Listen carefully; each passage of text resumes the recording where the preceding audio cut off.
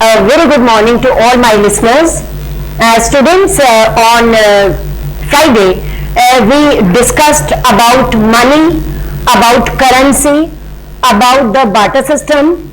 We discussed about a time when money was not the medium of exchange or the medium of transaction. Goods were exchanged in place of goods. We discussed that gradually people came to know that barter system was very complex. Barter system had many drawbacks. The value of the goods could not be calculated correctly. So currency came up. In the beginning, the currency was of different types, of different shapes, of different materials. It was even clay seals, terracotta.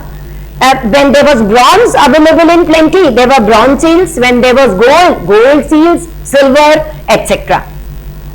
Right. Now, we are taking our topic forward. We also discussed that people deposit money in bank today. Previously, people used to keep their money, keep their belongings, valuables at home. That was very risky. So nowadays, and for the last decades, people have started depositing their money in banks. People deposit their money in bank when they have surplus money. For example, when the employees, when they receive their salary, when they receive money at the end of month, in the beginning of the next month, they have ample money, they have surplus money with them. After deducting their expenses, they deposit this surplus money in the bank, because in the bank their money is safe. It also earns an interest rate, and whenever we need it, we can withdraw it at any time. Right? We also discussed about the facility of check that is given to the depositors by the banks. When depositors deposit money in bank, they also get the facility of a check. On your NCERT page number 41, you can see a check is given. Mohammad Salim is paying a check to Prem Kumar of 57,000 rupees. So a check is a paper instructing the bank to pay a specific amount of money from the person's account to the person in whose name the check has been issued. In that example of your NCERT, Mohammad Salim is paying 57,000 cash through check to Prem Kumar. So checks give us a very important facility, that while we are making big payments, so instead of cash, we can pay it by check. So the one whom we are giving the money, the one who is receiving the money cannot deny. And also it is out of risk. Check is out of risk. So this facility is also given to the depositors. So why not people will deposit money in the bank? They deposit their money in the bank. It is increasing, it is out of risk, and also whenever we need it, we can withdraw it from the market. So that from the bank. So that is why they are also called demand deposits. Rightly called demand deposits, because on demand, bank will not give us any other thing except the cash. So these are rightly called the demand deposits. Is it clear? Now the next topic for today will be the loan activities of the banks. I told you that people deposit money in the bank. Now there is a mechanism behind it, that what banks do with this money. In fact, when banks receive money from those people who have surplus, that is the depositors, they go to the bank and they give money to the bank. This is your bank. Okay? Then there are borrowers also, because in the economics chapter of development we have read that everybody needs development, and for development we need money. So there are many borrowers who want to, they are giving money, surplus people, they have surplus money, they are giving, depositing to the bank. These people want to take money from the bank. See the arrow. There are so many borrowers in rural areas, in urban areas. The people need money for developmental activities. So whatever deposits comes with the bank, 15% they keep with them as a cash, about, note it down, that about 15% of the total deposits, banks keep 15% with them so as to pay to the depositors who may come at any time to withdraw their money. So with 15% cash they manage, and the rest of the amount, that is 85% of the cash of the deposits, banks extend to the borrowers as credit. So this mechanism works behind it. So they receive money from those who have surplus, and they give money to those who are borrowers who need money for their development or for their livelihood. So this mechanism works in the bank. Now, when the borrowers borrow money from the bank, they have to pay a specific amount of interest rate which is decided time to time by the Reserve Bank of India, and this amount which the borrowers pay to the bank on the money which they have borrowed from the bank is higher than what the banks pay on the deposits. So there is a great difference between it, what the banks pay to the depositors when they deposit money in the bank, and what they charge from the borrowers, because they borrow money from the bank, they take credit from the bank, they charge interest rate. And there is a great difference between them, because this is the only source of income to the bank. You must have seen or you must have experienced that when we go to the bank, there are banners, there are pamphlets, they are forcing people or requesting people to take loan. Car loan, vehicle loan, house loan, or education loan, and so many other loans. Why? Because when they give loan to the people, they receive money with interest, and this is the only source of income to the banks. Correct? So like this, they manage, banks, they adopt this mechanism, receiving money from the surplus, those who have surplus money, and giving it to the borrowers, those who need money.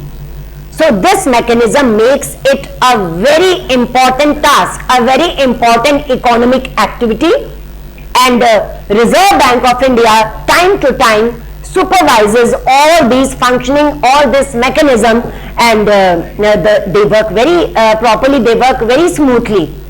And that is why they are called the formal sectors of credit, because there are certain formalities, there are certain processes and procedures for depositing and for borrowing and for receiving money.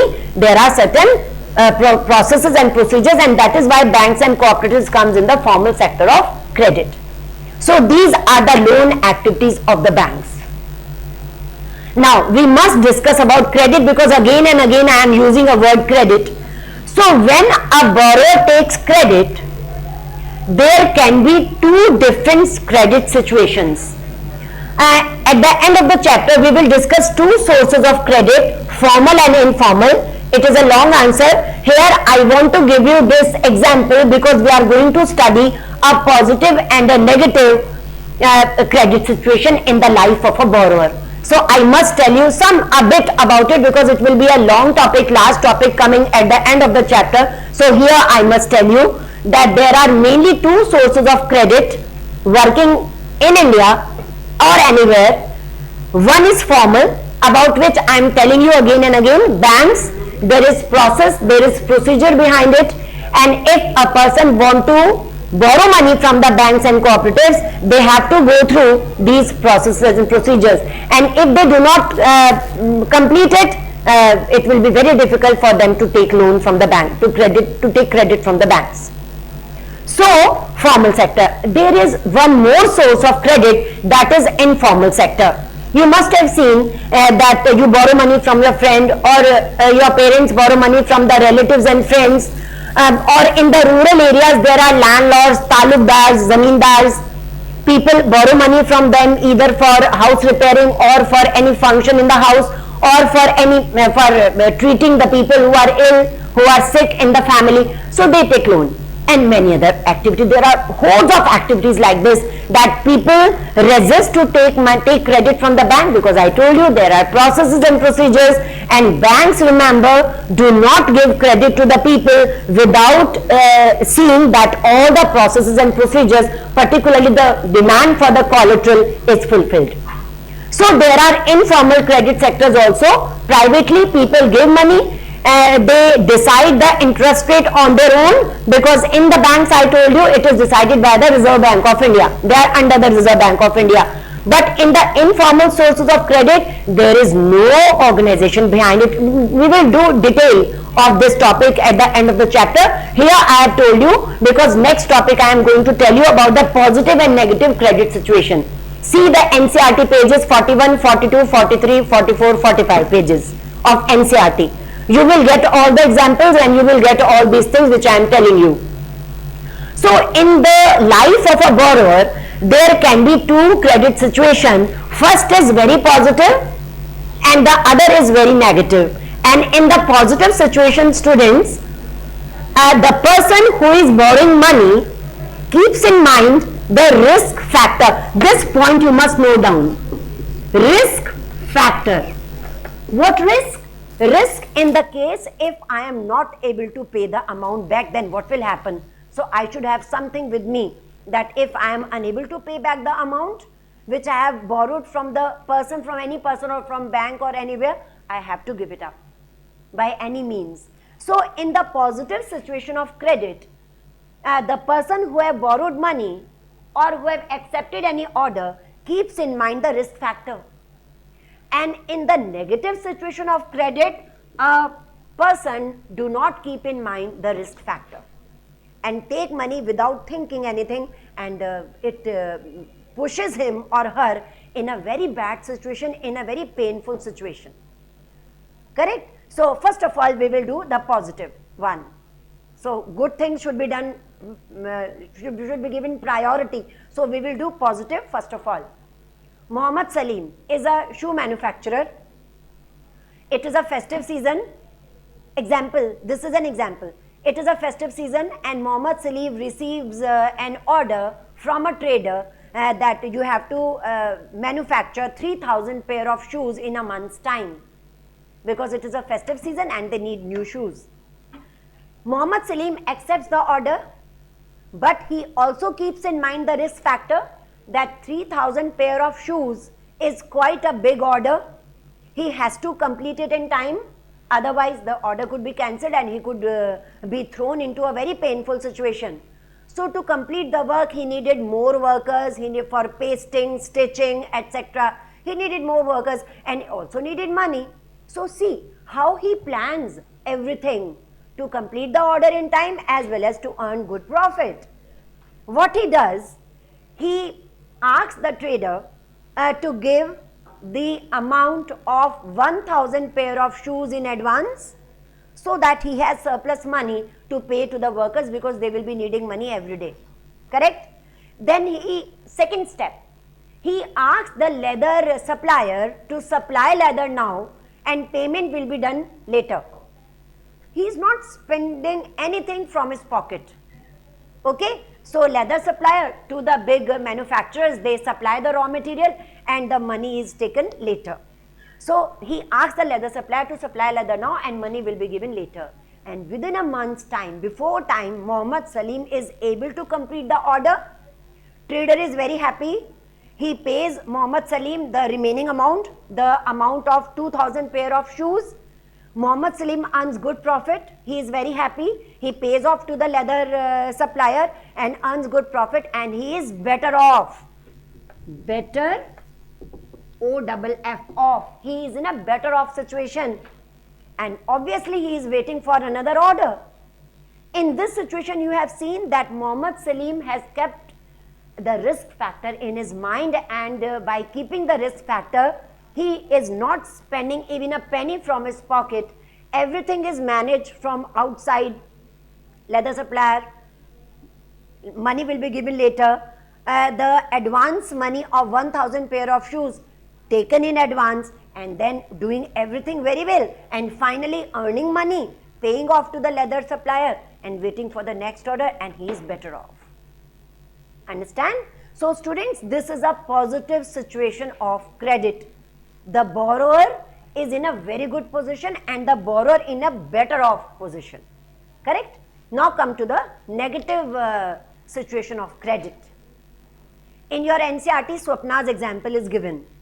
I told you earlier that in the negative situation of credit, risk factor is not kept in mind, and the borrower is pushed into a very painful situation that is called debt trap.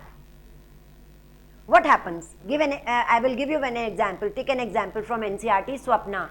Swapna is a small farmer having a 3 acre of land, and he only grows groundnut because he only knows how to grow groundnut, and he has all the resources to grow groundnut only. So to grow groundnut, he takes and borrows money from a money lender when the season comes to grow the groundnut. It is a kharif crop. She takes rupees from the money lender and tells him that she will pay it off after the groundnut crop is ripened and after she sells the groundnut crop, right? Now she grows groundnut in the field, and she is very convenient that after the groundnut crop is over, I will pay off the money lender and I will earn good profit. She is not keeping in mind the risk factor, because groundnut crop also needs something else like pesticides, insecticides, etc. No. Midway the crop fails. The crop is met with pest. Now she sprays with costly pesticides and insecticides, but very little result. Crop is totally failed, and after failing the crop, then she is spraying pesticides and insecticides. So what happens? She is totally dependent on the groundnut crop. Groundnut crop fails. She is unable to pay to the money lender. The money will multiply till the next year, next season, and the next season again she want to grow groundnut. Again she takes a fresh loan from the money lender. Remember, formal sector do not give loan until the first loan is repaid. In adverse situation it is done, but normally till the first loan is not given back, they don't extend next loan to the borrower. But in the informal sector they give it because they are in profit, because the money will multiply. So in the next season also she wanted to grow groundnuts, and again she takes a fresh loan without paying off the previous one. She takes a fresh loan from the money lender gives her, and this time it is a normal crop. She thought it will be surplus and I will pay both the loan, but no miracle happens. And this time it was a normal crop, and she is debt trapped. She had to sell a part of her land to pay off the loan. Remember, in the informal sector, people demand for money when they see that now they will sell their property, that now they will be debt trapped. So Swapna is debt trapped, and she is worst off. Just compare. Here Mohammad Salim is better off, in a good position, and in the negative situation Swapna is worst off. Now she is not also the owner of a 3 acre of land. She has sold it off to pay off the loan. So this works like positive and negative credit situations, correct? And the last topic for today will be the terms of credit. In this I am giving you only one point today, that is collateral. Rest we will do tomorrow. Collateral. You are given this question in board examination. What is a collateral? So students, I told you that when people borrow money from the banks or from the formal sectors, banks and cooperative, banks do not give money as loan without collateral. Collateral is the belonging that belongs to the borrower, and he gives to the person from who he is taking loan, like the bank. Collateral is the asset of the borrower, and he extend it to the bank from where the person is taking loan as a guarantee that the loan will be repaid. Correct? In banks, it is in the form of LIC policies, it is in the form of your deposits, your fixed deposits, and your national savings certificates in this form. In the rural areas, collateral is in the form of gold, silver, cattle, tractor, trucks, etc. So we will discuss it tomorrow, collateral and other terms of credit. Go through the lecture and complete your notes. Thank you very much.